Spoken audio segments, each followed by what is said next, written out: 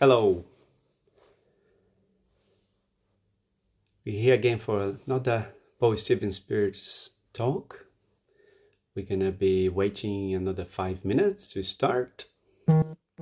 So if you are watching this later, so hold us for 5 minutes, so as may have some people joining us very soon.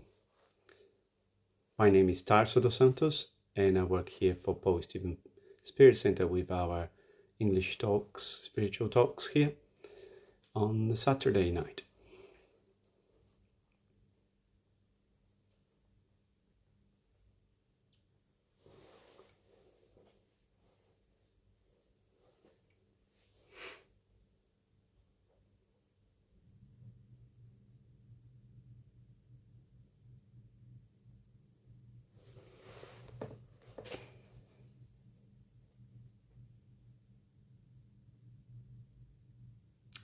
Very interesting that our center is going to be opening.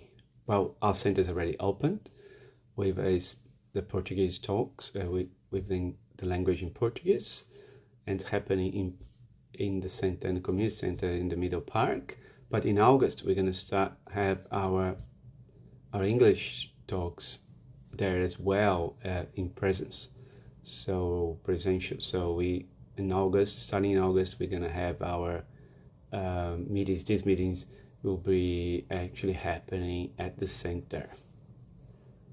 We still have until the end of July that we will be having only online. At the same time that we're going to be present there in the center in August, we'll be also transmitting that through the internet, through Facebook as well, while we do in person there as well. We're going to be transmitting live those encounters there.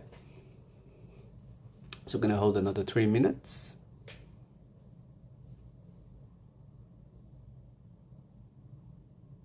The topic today is, can you forgive me?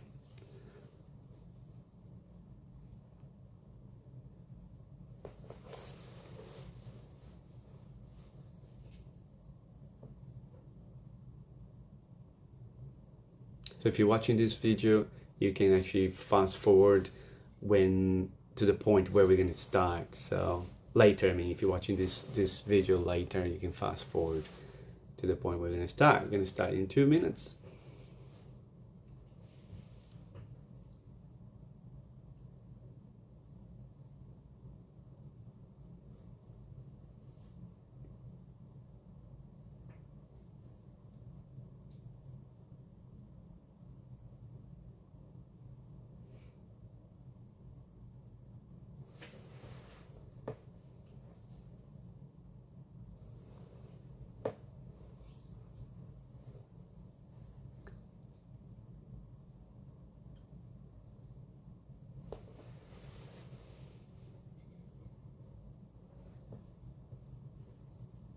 We have someone arriving.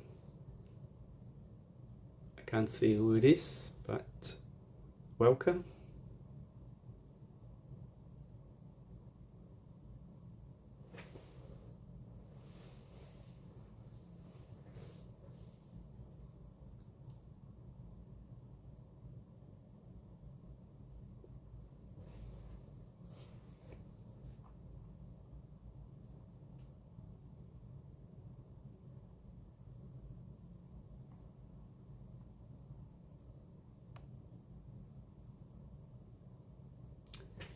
Hello, Carol. How are you doing? Today we're going to speak in English here with this English talk. Welcome.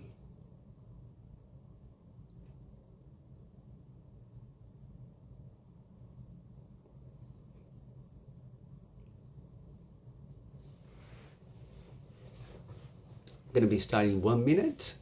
Start at 6:15, and it's 6:15. So we're going to be starting.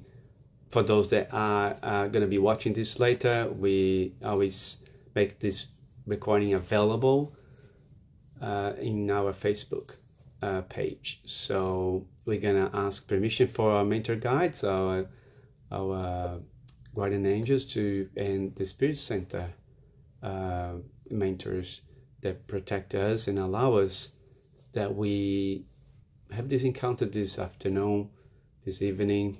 It's already dark in Melbourne. We are in Melbourne, Australia, Paul Stevens Spirit Center. My name is Tarso dos Santos, and I work here as a work contributor here at the center. So, and we ask them to protect us and give us the light, so we can hopefully bring some insight, some light, and they can arrive at you at home, or for me as well, with all this complex topic today, which is, can you forgive me? So the topic today is, can you forgive me?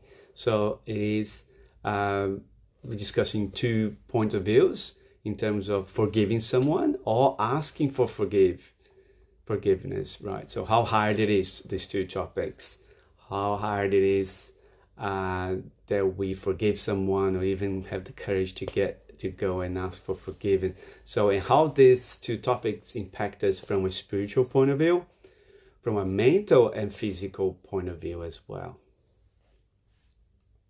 So welcome, there's few people arriving, so welcome for you that are arriving now. So there's an interesting quote, and a friend of mine, Arthur, Professor Arthur, he mentioned to me, and while we were discussing this topic, he always likes to discuss these topics with me, and he mentioned a quote which I found very deep. Nothing moves without forgiveness. And I was thinking, wow, that's very, very, very deep. Again, nothing moves without forgiveness. So if you think about the world, and we think about ourselves and the world, think about all these countries that still fighting for years and years and years, they stuck in these wars, fighting for something, and the reason they still stuck in that is because they haven't forgiven each other. And as spiritists, we believe in reincarnation. They come back and forth, reborn from each side, and holding the grudge and the resentment. And these are the key issues that we have in relation to for asking for forgiveness. Is holding this grudge and resentment, which impact us from a spiritual, mental, physical perspective. And we're going to be looking at them. So in terms of ourselves, how, if we don't forgive, we get stuck with this mental loop of ideas and holding in anger, and thinking about injustice that people have done to us, and stagnate on that process that we can't move. And I guess it's so profound that thing is about forgiveness. If you don't have forgiveness, we can't not move forward, and just so real. And if someone hurt us, and if you hurt someone, we may get stuck with this idea or this situation, that we create this picture that even sometimes the person already moved on, but we're still stuck on that idea or grudge or resentment of that situation, with anger, inconformity, and we become a statue. So there's another quote I found which actually fits very specific. Now we're talking about this, is this quote about no boat can sail if it's anchored. So no boat can sail if it's anchored. It's so logical, right? So, but think about ourselves. It means that our resentment, our grudge, it just makes a prison for us that we can't release. We can't float as a human being, float in life, float in it from a spiritual point of view, from an evolving soul point of view, that we can't evolve, we can develop our relationships and evolve spiritually, because it just hold us back with these feelings that are inside us, and they're quite bad for us, and we're going to discuss this a little bit more. And just pulling religion now, because we're going to pull from different perspectives, from science, from religion, from a practicing point of view, a medical practicing point of view, right? So it's proven that being unforgiven is actually bad for your health. But from a religious point of view, and there is a quote from Matthew he wrote down from the gospel that says, "If therefore, when you present your offering on the altar, you remember that your brother has something against you, leave your gift on the foot of the altar and go first to be reconciled with your brother, and afterward return to offer your gift here." So he said, forget about, and we know that Jesus left this message and Matthew actually wrote down. So the wisdom that Jesus was telling is, hey, it's more important for you to solve your issues with your friends, your family, your enemies, than actually coming to the church or coming to offer worshipping or doing these rituals of coming to a church or worshipping or coming to even the spiritual center. It's more important that you, if you have a chance to go and talk to your family and reconcile with them, that go there and do that first. It's the importance of living, importance of practicing the things that we believe. It's actually not just praying. So it's in enlightenment and evolving and receiving the grace is actually about making decisions and actions that towards good. Towards good is as well forgiveness and forgiving others. So it's amazing, this quote, because it says, hey, forget about, leave everything you have here and just go now and reconcile with your enemy of your brother that you have something against it, or go and ask forgiveness to him. So it's amazing because it just says, hey, religion is not more important than this. So this is more important than religion or anything else. So it's ours because it's our responsibility. Everything we do, and always in a fight, is two people in a fight. Two people in a fight, not just one. That we are responsible for the things we do, the things we say, the things we think, the bad words, the good words. And it's not even God responsible, it's our responsibility. So we are the ones, if you are in fault, or if one relationship that happened, it's our responsibility to fix it. So, and again, nothing moves without forgiveness from others and from us.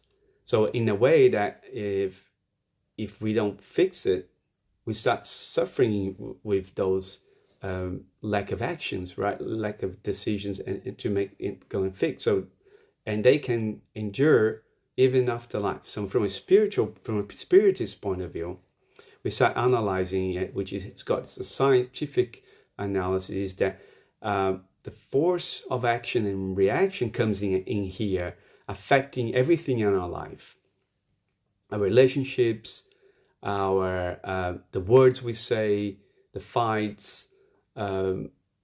It's normal to have the fights, but it's about this thing about holding the grudge, holding the resentment that is bad for us, and that's what we're focusing on. It's normal to have a fight and stuff like that, but let's go quickly, and that's the object. And it's hard to say for those that have had things done to them, which is quite hard, very intense. It's quite hard as well. So it's I think it's about, and everyone says about time. Time's the best cure for forgiveness, right? But it's about the willing, the power of doing is the secret, I believe. And we have our grudges, we have our resentments, and we start thinking, analyzing how much time I've wasted on holding the grudge about things people said to me and things that it wasn't that important, and because you just release and let it go. So, and then this quote about the beast dead, the venom is dead. It's a quote from France. It says, if the beast is dead, the venom is dead. From a spiritist point of view, that's not true, because we know as spiritists that life continues on. Your soul, your thoughts, the way you're thinking here is going to be exactly the same on the other side. So if you have something with someone, a hatred perspective from a relationship, you've done something, they've done something to you, those thoughts, they continue on.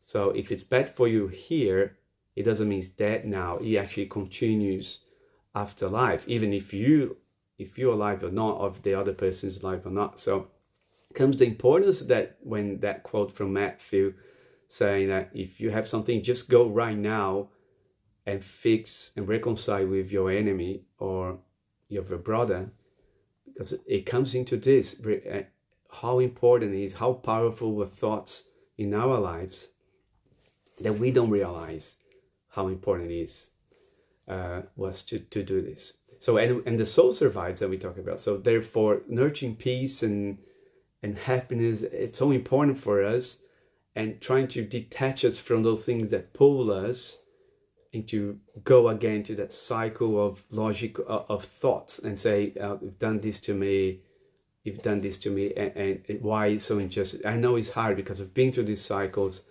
and you're thinking, how do you get out? And pray helps, but also talking with someone helps as well. And if you can, talking to the person, I guess it will help even more if it's the right moment, right? So sometimes not always the right moment. And this resentment, and we're thinking how hard for us is, and how unhealthy this is for our physical body, is that this resentment, there's a quote here, resentment is like drinking a poison and hoping it will kill your enemies. I forgot, sorry, I apologize, should have wrote who gave that. But resentment is like drinking a poison and hoping it will kill your enemy. So it actually kills you. And I actually got, there's so much information about what's the impact of lack of forgiveness in our life. So there's a doctor called Karen Swartz. So I picked him. He's a doctor in the US. So he's a director of the Mood Disorders of Adult Consultation Clinic at the Johns Hopkins Hospital. So he seems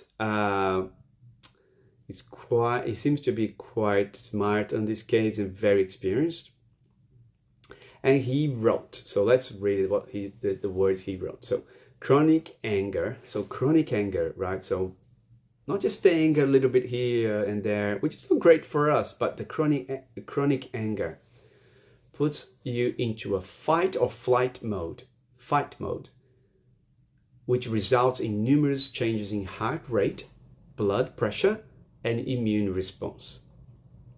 Those changes then increase the risk of depression, heart disease, and diabetes, among other conditions. Forgiveness, however, calms stress levels, leading to improved health. So these are his words. So by having his patients and doing studies and collecting data, and there's other things he mentioned about, because he's got his spiritual view as well. But he says, if you are unforgiving, you might bring anger and bitterness into every relationship in a new experience. So this is the impact of us, right? So on our relationships, become so wrapped up into wrong that you can't even enjoy the present, become depressed or anxious, feel that your life lacks meaning or purpose, or that you are in odds with your spiritual beliefs. Wow, this is quite revealing and thinking about, so analyzing this. And it's actually, I've been through situations when I'm thinking, yes, you become depressed, you become anxious, you become wrapped up, that you can't even enjoy the present. Absolutely. You lose valuable and enriching connectedness with others. So because you're so in this fight mode and flight mode that you can't stop to enjoy life or have a peaceful conversation, because in that state that you can't get out of it. So though, so if we know this is so bad for us, why so hard? That's the question. Can we answer that question? Can we give any miracles? It's a very hard one, but it does, I guess, it does require us to do profound intimate reform, intimate analysis. Some people say time. Some people say time fix the issues. intimate reform, where we start analyzing, and when we start the view that if it's the people, what they've done to us, or someone has done to us, it's not that important from my evolving soul point of view. It'll help. The importance of focus of believing in a higher power, it does help as well. When it goes beyond comprehension, the bad things that people may do to you. From us going a little bit easier though, going asking for forgiveness, I think something a little bit easier because it's with us, right? It's our responsibility. And it's a courage that we go and give our face to be slapped, right? So because the person can say, no, you've done this, you're ugly, you're a bad person, then what can you do? You just listen. That's all you can do. But at least you're gonna feel that you've tried. I think that's one thing that you're gonna be happy, even though the result may not be that great. At least you tried. And your conscience is going to be a little bit more